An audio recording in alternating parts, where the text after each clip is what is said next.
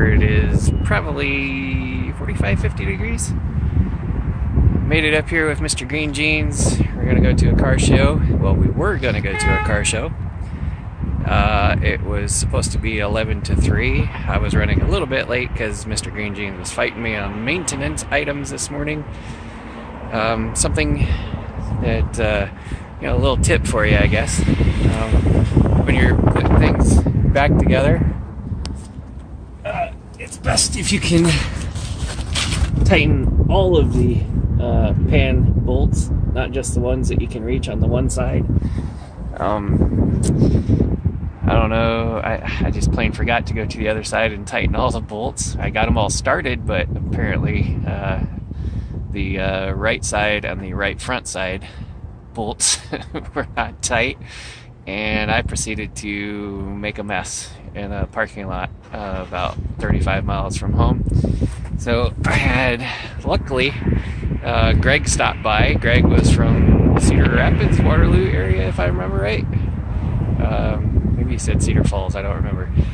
Anyway, Greg was in the parking lot, nice enough to run me over to Advanced Auto Parts, and I got a gallon of ATF and a 13 millimeter, well, I've got a full socket set, but a $13 socket set, and got him all topped back off, and he's no longer puking his guts out. So, little tip, tighten all of the pan bolts. Later. Man, what a day. Bad day in the shop, still better than a good day at work, but oh God, everything fought me today. Transmission pan fought me coming down. I spilled oil or spilled tranny fluid everywhere. Got probably a good half of it on the floor.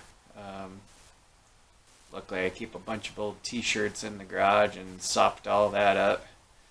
Fought getting the old gasket out from the